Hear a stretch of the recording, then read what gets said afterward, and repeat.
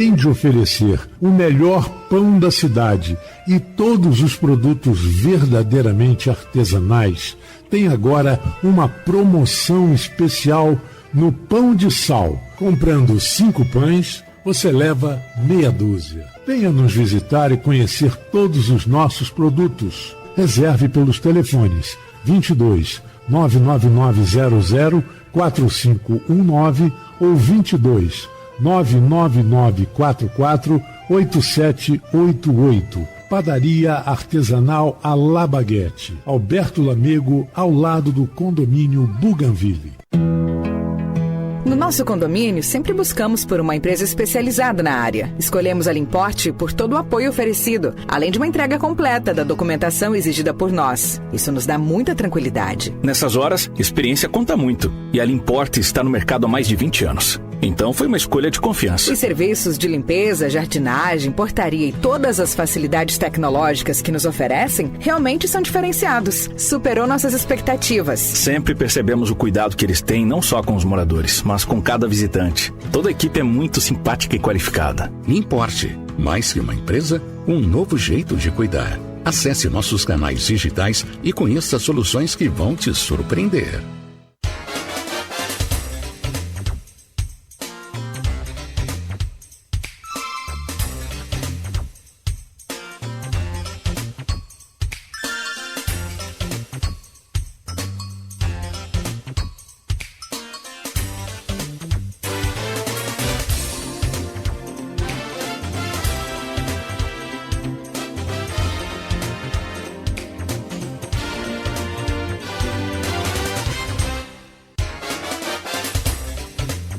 Horas 35 minutos em Campos, de volta com Folha no Ar, de volta ao vivo aqui pelo rádio em 98,3, pelo Face, YouTube, Instagram também, que você curte, segue, compartilha, né, aqui agora ao vivo e durante todas as nossas postagens aí. Depois a gente vai postar também mais tarde, tem sorteio, enfim, segue sempre a gente aí que você vai estar ganhando. No oferecimento de Proteus, Unimed Campos, Laboratório Plínio Bacelar, Vacina Plínio Bacelar, Rede Mariana de Postos de Combustíveis, Radmed Diagnósticos por Imagem e Cessol, e também no oferecimento de consórcio do Cicobi Fluminense. Eu estou olhando as imagens aqui, agora não deu tempo de ver pela janela, mas não tem sol não, só o tempo clareou um pouco, mas choveu agora há pouco, tem previsão aí de tempo instável, né, segundo o Instituto Nacional de Meteorologia, para hoje, conforme a gente falou mais cedo.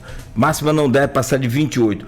O Sofiati, nosso convidado de hoje, Arthur Sofiati, professor, historiador, ambientalista, escritor, conversando com a gente aqui, falando dos seus 50 anos como colaborador, como articulista da imprensa campista, muitos deles pelo jornal Folha da Manhã, e aqui no Face, no Face tem o pessoal te cumprimentando aqui, ó, Sandra Maria, a Ana Beatriz, como é bom ouvir, meu querido professor, Ana Beatriz Manhães Pinto, Pedro de Melo também, mandando aqui um abraço, Arthur, bom dia, maravilhoso, parabéns aí ao professor Arthur. Enfim. Eu conheço. Quer dizer, não perdi a memória a ponto de não lembrar delas. Né? Conheço muito bem todas essas pessoas. Perfeito. E Maurício está falando aqui que já choveu, mas em Goitacazes abriu um sol agora. Né? Tá aqui.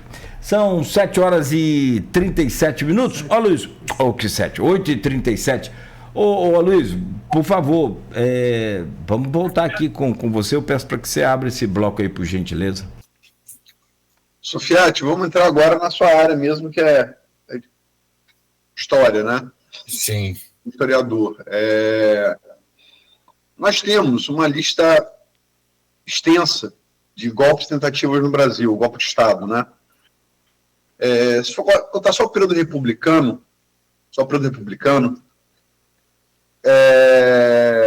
a gente tem a República fundada num golpe militar, né? Golpe de Estado. A monarquia também, ninguém tem mencionado isso, mas também, porque a Assembleia Nacional Constituinte de 1823 estava funcionando quando Dom Pedro I fechou, colocou canhões lá e deu uma carta constitucional para o Brasil que valeu durante o Império todo. A gente tem no Império, a gente tem na fundação da República, né? Mas de lá para cá, vou contar só o período republicano, para a gente não ficar muito extenso. Do golpe que fundou a República no Brasil, o Deodoro, até o que foi julgado pelo Supremo Tribunal Federal no último dia 11, julgado condenado no último dia 11 pelo Supremo Tribunal Federal, um ex-presidente, 3 generais de exército e um ministro da Marinha, julgados e condenados. Certo. Né? A regime fechado, né? É a primeira vez na história do Brasil que a gente tem isso acontecendo, né? Outros golpes tentativos chegaram a gerar julgamento, mas nunca chegaram a condenação e pena cumprida, né? A anistia que se discutiu, ele perpassa a nossa história, né? Sim. Golpe, anistia, tentativa de anistia. Só para golpes consumados, né? Golpes consumados de Deodoro para cá. Tem o segundo golpe de Deodoro, que é o golpe 3 de novembro, em 1891, a Revolução de 30, com Getúlio Vargas, o Estado Novo, que é o golpe dentro do golpe de Getúlio, né? 37. A deposição de Vargas, né? Em 45, no final da Segunda Guerra Mundial. O movimento de 11 de novembro, com lote, para garantir... Também um golpe meio dentro do golpe, para garantir um golpe preventivo, para garantir a posse do Juscelino.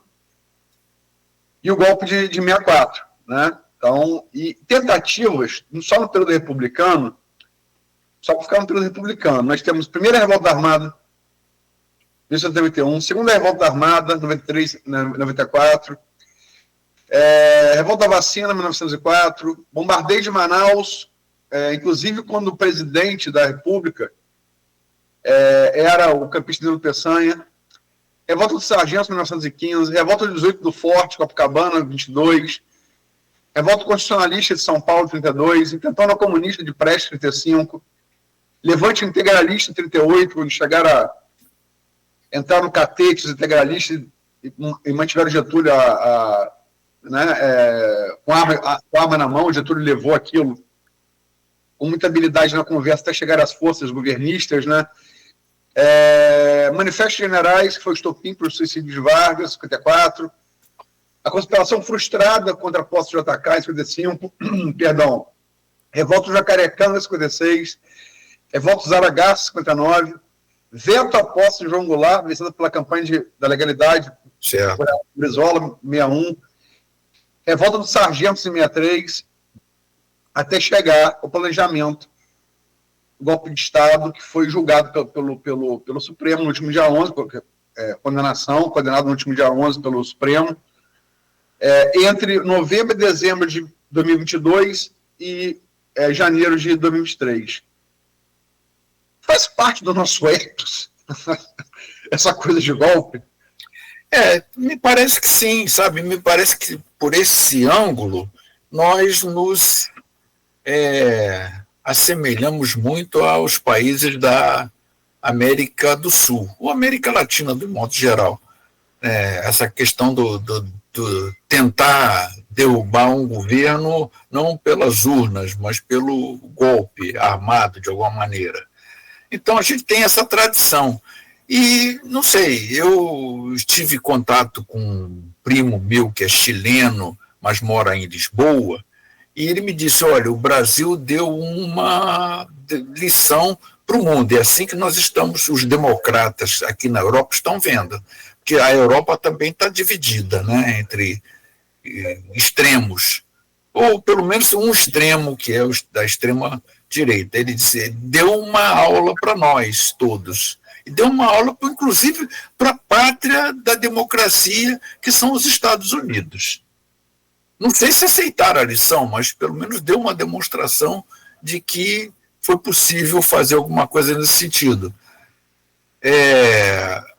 E não sei, eu entendo que, examinando um pouco, existe algum precedente de julgar alguém que tenta um golpe, mas fracassa?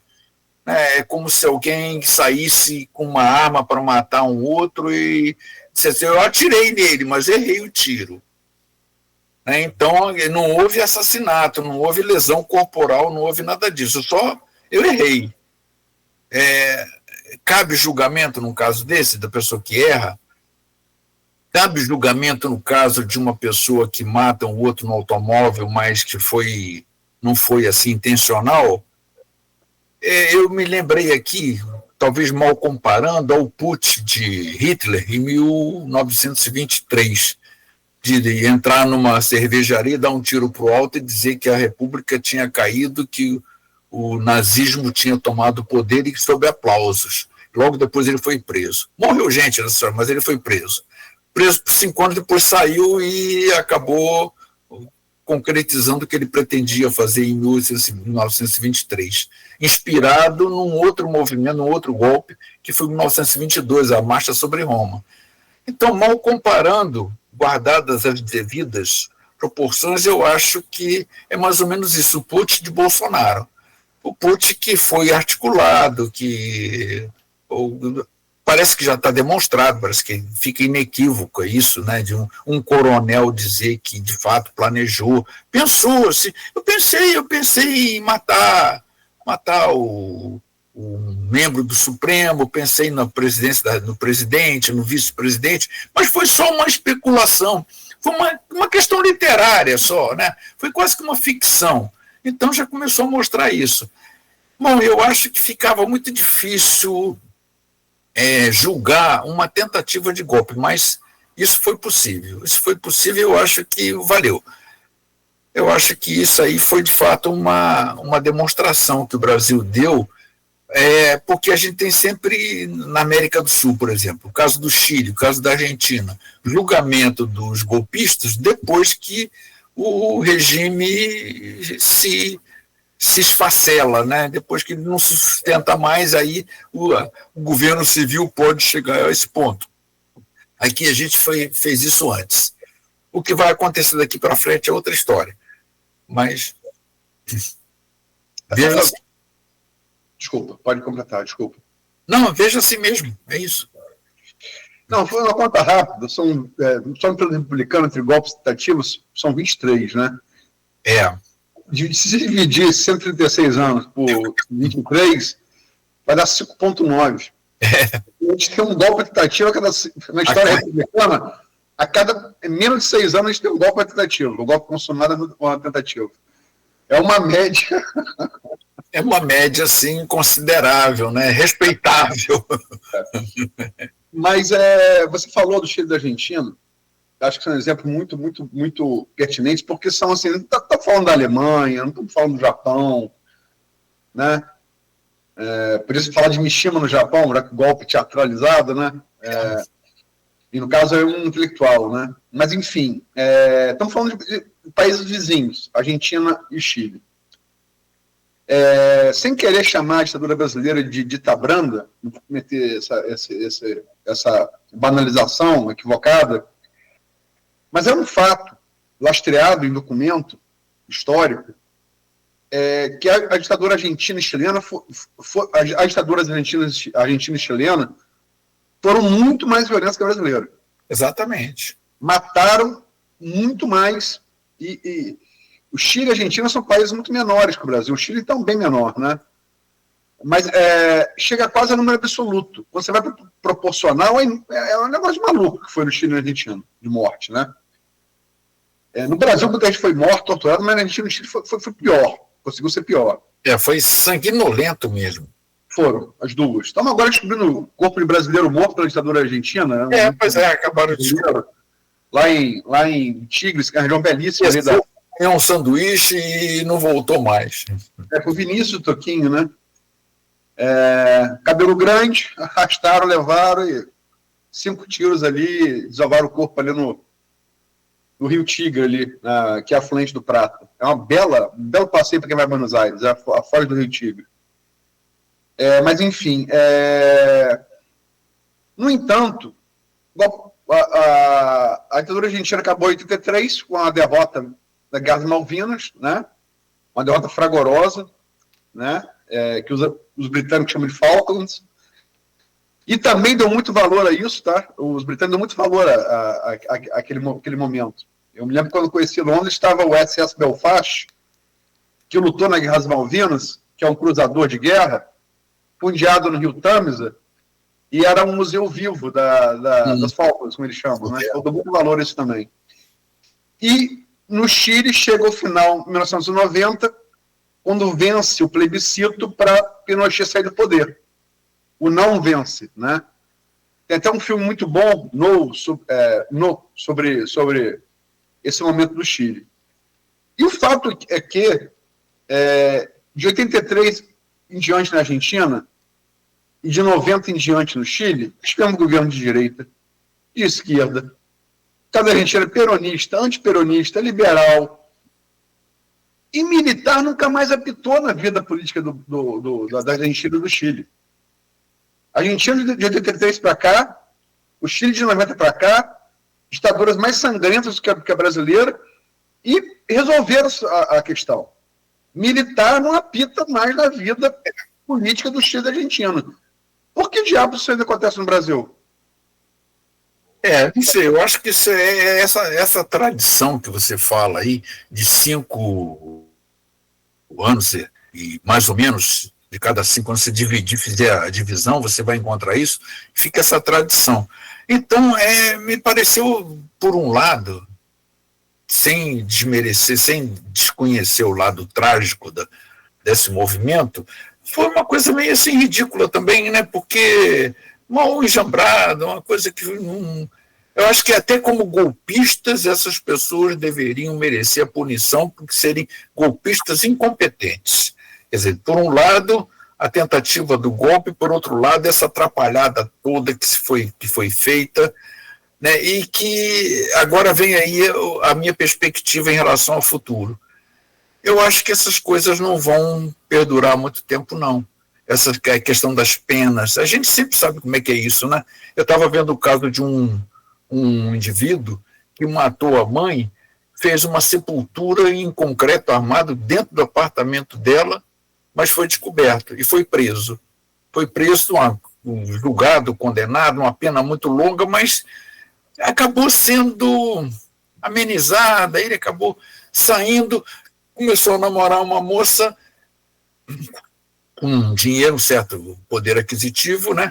Matou a moça também, esquartejou todinha, colocou numa mala e colocou lá num porta-mala, lá num lugar lá onde você paga para deixar a mala guardada, para ficar com o dinheiro dela. Então, o camarada não cumpriu a pena, saiu, cometeu outro crime. Eu fico muito temeroso com o futuro com relação a isso, sabe? Porque eu acho que as penas acabam sendo, não vou nem dizer através de uma lei de anistia, mesmo sem uma lei de anistia, que anistie todo mundo, esse relaxamento, esse afrouxamento das penas. Por outro lado, vamos de novo fazer o advogado do diabo aqui, que é necessário. Não o diabo, mas o advogado dele. Né? Certo. É necessário. Que fique bem claro isso.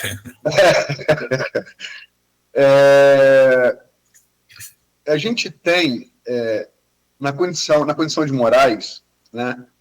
Moraes, como vocês falou aí, tinha um plano, o verde e amarelo, né, que foi admitido, existiu o plano, admitido pelo Mário Fernandes, que é o general que comandou. Exatamente isso. Em depoimento, é provado que o Bolsonaro sabia dele, né, sabia da existência dele, e é também comprovado que esse plano chegou aí à rua na campana de Alexandre de Moraes. Exatamente. Chegaram a seguir a rotina dele. Tipo assim, uma coisa, eu quero matar Nogueira. Posso falar isso. Outra coisa, eu seguir Nogueira da rádio para casa, de casa para o rádio, para a academia, na corrida dele. Eu estou seguindo ele, eu estou fisicamente criando a oportunidade para matar ele. Né? Claro. ocorreu no caso ali do Prova de Amarelo, né? Mas Moraes era vítima. Como no Estado Democrático de Direito, uma vítima pode julgar o algoz. Isso não é um vício de origem? Na verdade, esse é o grande questionamento que se faz à pessoa dele como o relator do processo, né, e a figura mais importante nesse processo. Faz-se esse questionamento. Mas os seus pares dizem, os pares dele, dizem que ele está legitimado para cumprir esse papel de relator e da figura mais expressiva no julgamento, né? Foi o que falaram. Eu gosto muito do Flávio Dino, com aquele jeito dele de se expressar, colocando humor com expressões, quer dizer, com fundamentação para julgamento e tudo mais. Mas acabou com ele. Aí cabe questionamento, mas esse questionamento nosso vai adiantar o que agora? Será que rende alguma coisa mais no futuro? Um questionamento de que o indivíduo mais envolvido ou um indivíduo muito envolvido seja o relator do processo? O que juristas especulam, todo mundo aqui é leigo na parte de direito, né? O que os juristas eu e o Nogueira entrevistamos vários aqui, né? Opiniões diversas, todas muito bem fundamentadas, né, Nogueira? Com certeza. Vários juristas, para um lado e para o outro, né? O que se fala é que essa parcialidade que resta óbvia, né?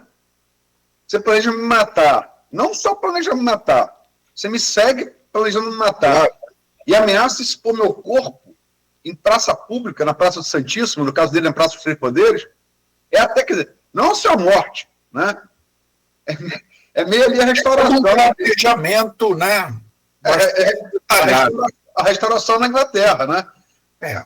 Passou por um republicano, Cromwell morto há 2 anos, tira o corpo de Cromwell, morto há 2 anos e bota enforcado na ponte de Londres. Só para dizer o que acontece com quem se opõe ao rei da Inglaterra, né? James II. Mas, enfim, seria isso, essa parcialidade autoevidente de Moraes, e também arguída pelo único voto contrário, Luiz Fux, da jurisdição, da competência para julgar. Mas eu não sei, eu acho que...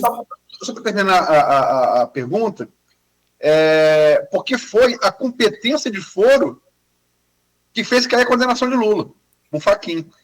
Então, o Fux pode ser, a curto e médio prazo, está para Bolsonaro como Fachin para Lula. Como é que você vê? Olha, primeiro, eu acho que se o Moraes extrapolou, né, ele foi respaldado por 3 juízes. Eu não sei, acho que seria respaldado pelos demais juízes, menos 2 no plenário, no pleno. Menos 3, né? Menos 3. É que eu já estou pensando no plenário e estou já como tivesse considerado o Fux. Acho que o voto de Fux foi bastante caótico, né? Eu, mesmo não sendo jurista, achei que foi uma coisa assim meio confusa, muito longo, muito cansativo e muito contraditório. Eu acho que mais 3 juízes referendando o que Moraes falou, isso de alguma maneira dá um respaldo muito grande a ele. Se fosse para o pleno, eu acho que ele não contaria com mais 2 votos, mas a maioria votaria com ele também. Então, não sei, eu acho que eu não vou invalidar esse julgamento, não. Acho que o julgamento existiu e o julgamento foi válido. Não, veja bem, não falo em validar, não. O que eu falo, assim, com base na experiência empírica recente, quando o Fux questiona a questão do foro, foi a questão do foro que devolveu os direitos políticos a Lula. Sim. A questão agora, foi agora, 2000 e o Fachin com Lula foi 2000, a eleição foi 2022, foi 2021, né? Foi um ano antes. E eu acho que não por coincidência o Fux argui a mesma coisa, o mesmo princípio jurídico no início do seu voto. Antes de julgar o mérito, ele fala, o foro não é o Supremo que tinha que julgar, né? Não é o Supremo que tinha que julgar. Mas não falo em validar, não, mas eu falo assim, com base no que houve recentemente, o Fux parece deixar a porta aberta. Você não vê assim, não? Parece. Não sei como é que vai evoluir essa questão agora. Eu acho que não vai para o pleno, não. Essa discussão, esse julgamento não vai para o pleno. Acho que são crimes diferentes, né? As acusações diferentes, tanto para o Lula quanto para o Bolsonaro.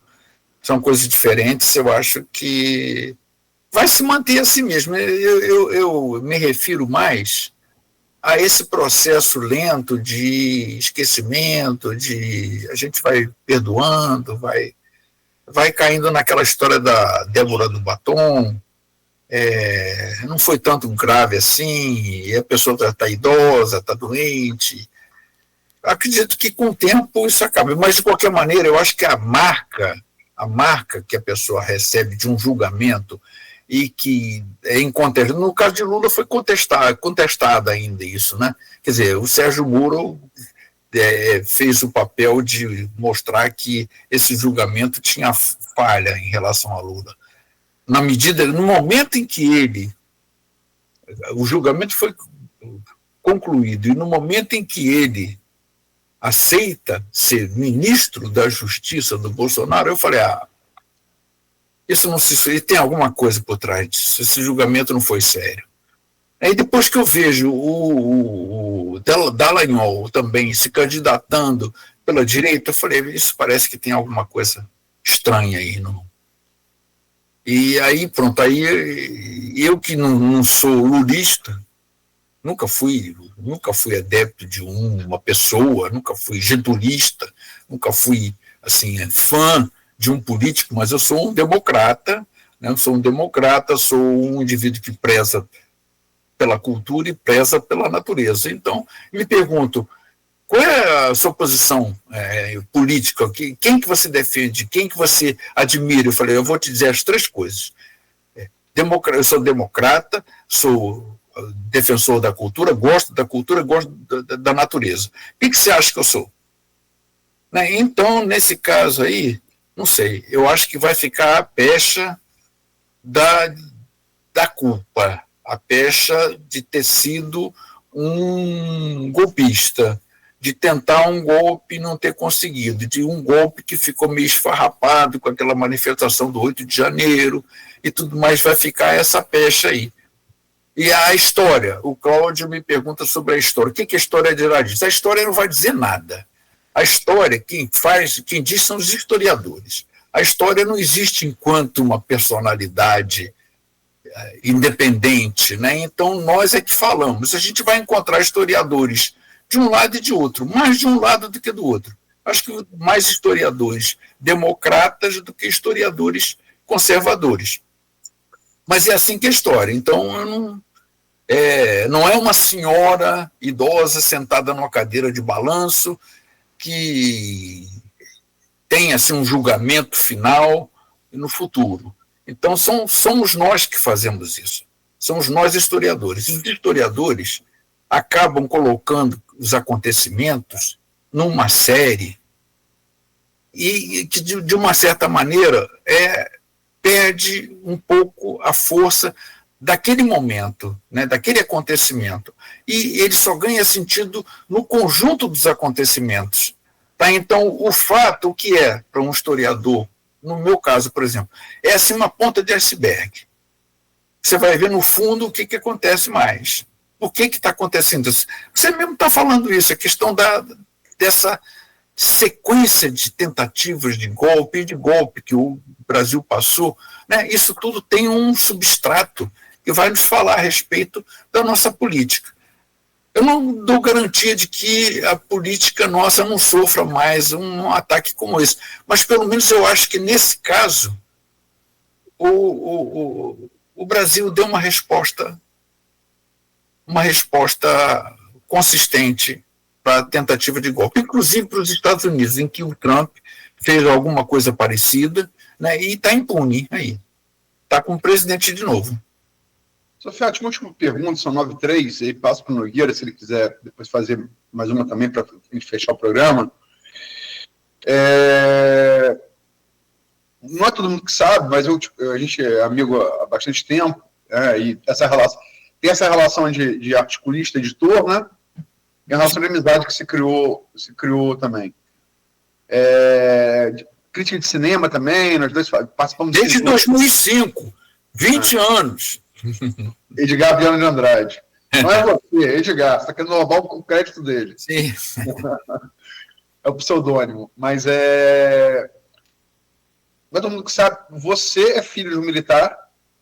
Avô, neto. Filho, neto de militar, e você chegou até a ser suboficial, né? Até brinco, terceiro sargento. Ou seja, você conhece a instituição por dentro. Né? Conheço. Bom, não é o historiador.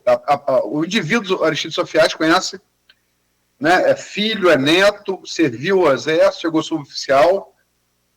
Você conhece um pouco, né? Por dentro. Mais que eu e o Nogueira conhecemos, por exemplo. Né? Sim. Você acha que esses 3 generais, esse almirante, condenados a regime fechado, e vão também ser julgados pelo Superior Tribunal Militar, por isso perder patente, vamos ver o resultado do julgamento, né? Você acha que isso, aos militares, acabou, não mais? Isso vai ter esse efeito didático sobre os militares brasileiros? Acho que sim. Acho que esse efeito didático, que se vai resultar mais tarde em alguma coisa, assim, dos militares de novo voltarem a se considerarem o poder moderador, não sei, mas nesse momento eu acho que as Forças Armadas deram um exemplo muito significativo com o comandante-geral do Exército e com o comandante-geral da Aeronáutica, de dizerem não, a gente não apoia isso aí. Então, isso mostrou a independência de pelo menos 2 Forças Armadas. A terceira, eu acho que não sei se o Estado-Maior da Aeronáutica, da Marinha, daria esse apoio está fugindo o nome dele. Bolsonaro. Não, do Almirante. Almir Garnier. Não sei se daria esse apoio para ele. Mas, de qualquer maneira, eu acho que foi um exemplo. Isso foi ressaltado. As Forças Armadas entenderam que elas não exercem o poder moderador, elas são um poder de Estado e que tem um chefe maior que é o presidente da República. Isso aí para mim ficou muito significativo e eu não vi isso no tempo que eu estava no Exército. Não, eu só vi isso partindo de um sargento, né? Por incrível que pareça, sargento novo, muito simpático, muito comunicativo, que um soldado falou assim: sargento, a gente precisa de uma guerra para poder se exercitar. Ele fala besteira, meu filho. Você não sabe o que é uma guerra? Você não gostaria nunca de perder parentes, de perder a sua vida? A gente não quer guerra, não. A gente quer paz mesmo. Nós estamos aqui para defender a paz e para servir ao Brasil. É isso que nós fazemos. Então, aquele sargento me marcou bastante. Sabe, o sargento que eu encontrei alguns anos depois, ele falou assim: me lembro de você, você não era aquele cara que subia uma torre pelo lado de fora, sem medo nenhum, mas tinha medo de fazer um furinho no dedo para ver o sangue? Eu falei: sou eu mesmo. Mas sou não mesmo? Era isso. Então, eu vi isso. Bom, a contradição. Foi nas Forças Armadas, foi em 1967, eu fazendo serviço militar, que descobri a questão palestina. A gente entrou em prontidão, quer dizer, todo mundo de prontidão, e eu perguntei para esse sargento: sargento, ele está de prontidão por quê? Por conta da guerra da guerra dos 6 dias. Falei: e a gente tem a ver aqui com isso? Eu também não sei não, mas se a gente está de prontidão por isso. Foi aí que eu comecei a me interessar pela questão palestina.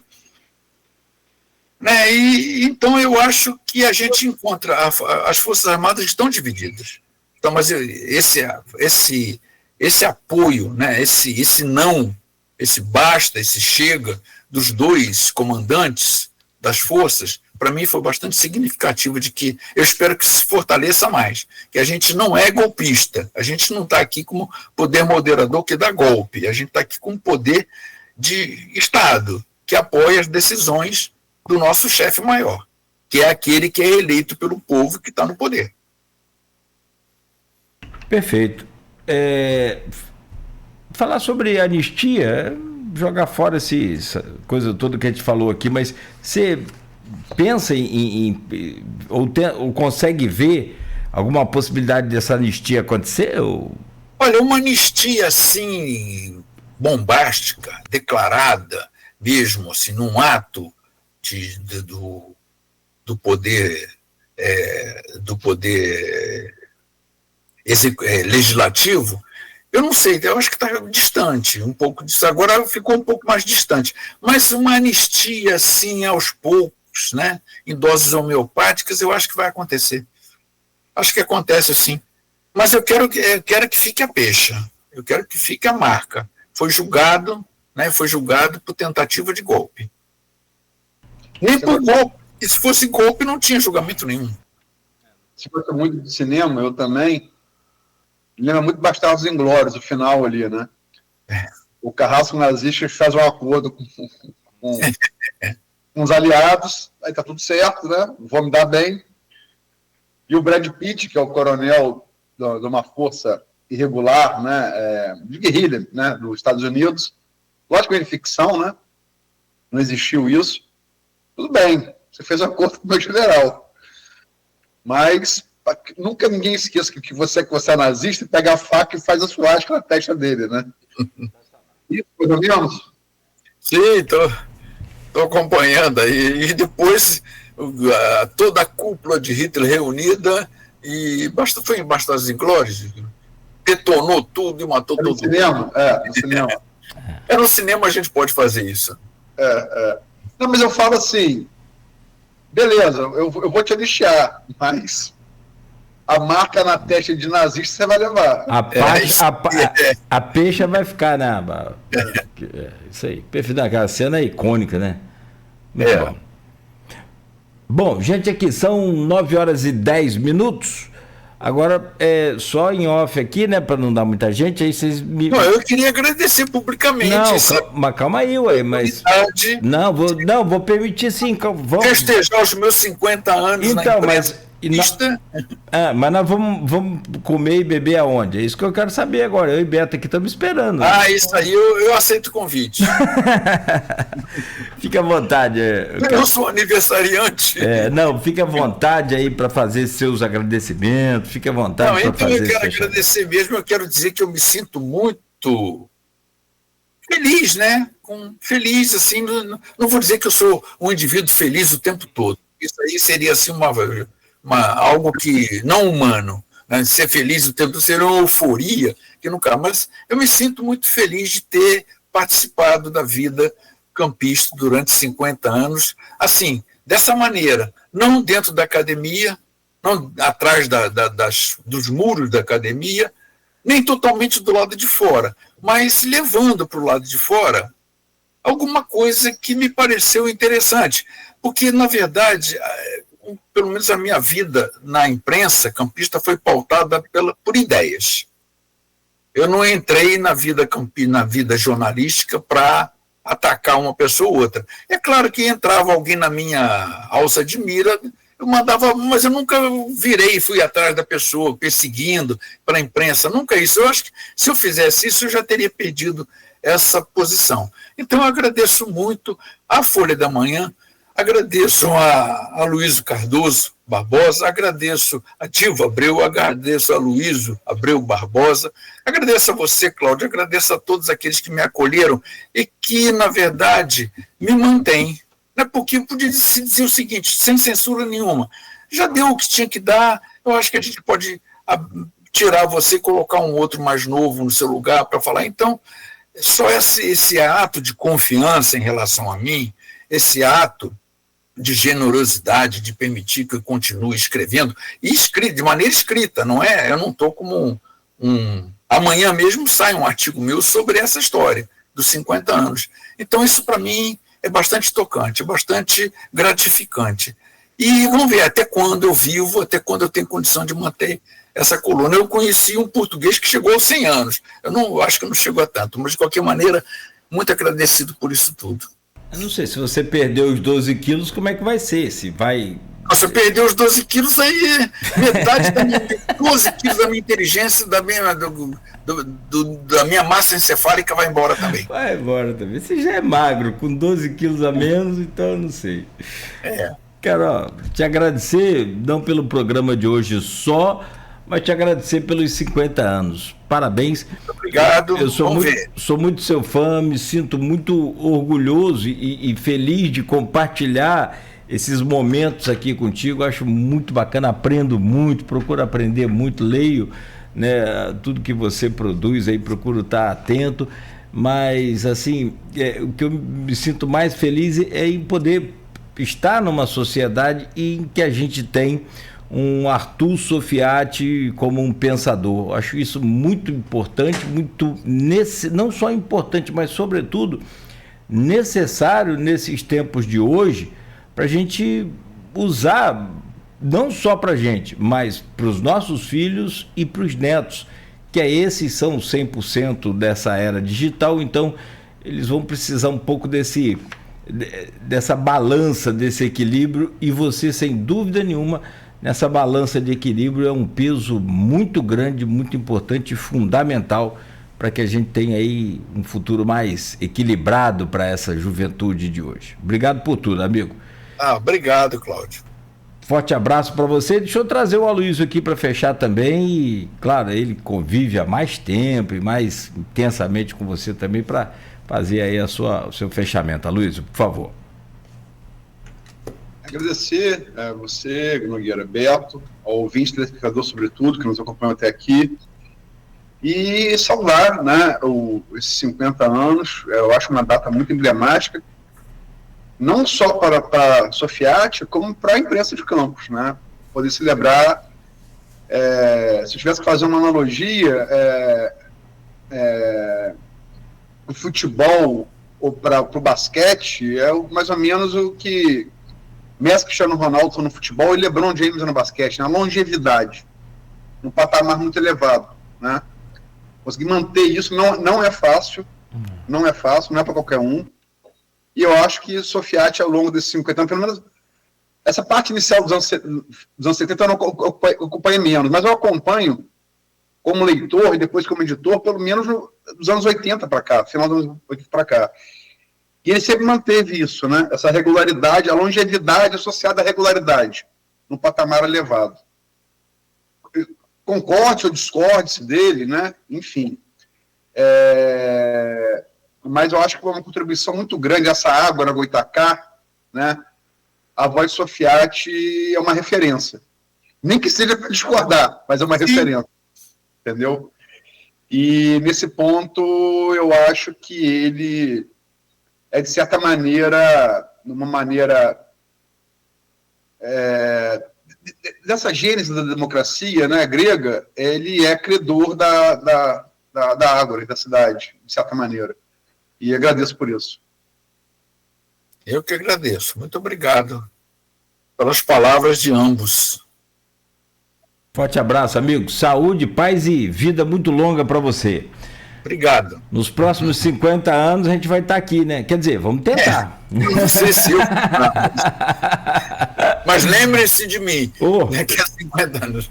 O Poesia da Ecologia. Poesia da Ecologia. Isso, exatamente. Forte abraço.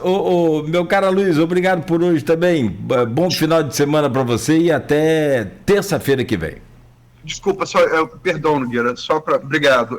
Só para lembrar que parte dessa entrevista vai estar amanhã, bem cedo nas bancas, na casa dos assinantes, né? Não dá para botar a entrevista inteira, 2 horas de conversa, vai uma edição inteira do jornal, mas assim, parte dela, condensada ali, uma página, vai estar amanhã na Folha da Manhã, bem cedo na banca, na casa dos assinantes. E também no Folha 1, né? Sim, sim. E essa edição, faz um tempo que eu não edito ping-pong pessoalmente, essa edição eu faço questão de vou fazer pessoalmente. Legal. Eu só sou todo agradecimento por isso tudo. Legal. Concedido. Muito obrigado. Legal, você merece, amigo. muito mais. Forte abraço aí mais uma vez. Dê um abraço em Dona Vera também, em nome da bancada toda aqui. E ela que é seu pendão aí, né? Ela que faz o equilíbrio também, né? Claro. Vera essa chopança, só Fiat que short. Boa. Gente, aqui 9h18. Fechamos aqui então essa edição de hoje do Folha no Ar, agradecendo a você pela audiência e sempre aí nos acompanhando. A gente volta na segunda-feira com mais uma edição do Folha no Ar. Só para fechar, o Aloysio e Sofiati, quem está nos ouvindo, a gente está montando aqui um programa segunda-feira para a gente falar sobre esse metanol que está nas bebidas aí, espalhado pelo Brasil todo, pelo que a gente está acompanhando. Já ontem à noite havia 48 casos já confirmados, né? E o Brasil está importando aí um antídoto para combater, evidentemente para quem está internado ainda, algumas pessoas morreram, estava em 6 mortes até ontem. Isso é muito sério, muito sério.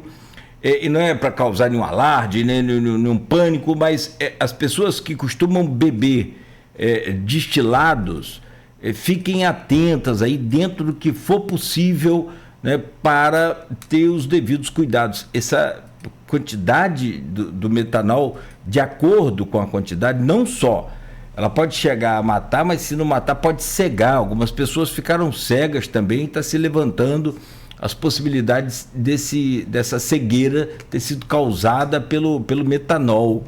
E assim, depois eu vou colocar um vídeo lá. O que não é falso no Brasil hoje?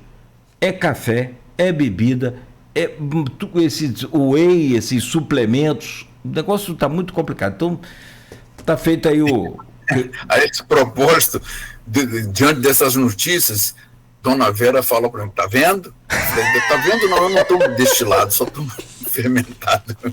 Não, a Vera também tá igual aquela zaga de coisa, não deixa passar nada, né? Tá bom. Nada. Valeu.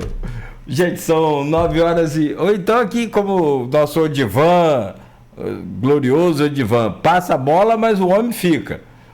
Não tem conversa. Gente, valeu. 9h20 da manhã, a gente volta então na segunda-feira às 7 da manhã, oferecimento de Proteus, Unimed Campos, Laboratório Plínio Bacelar, Vacina Plínio Bacelar, Rede Mariana de Postos de Combustíveis e consórcio do Cicobi Fluminense.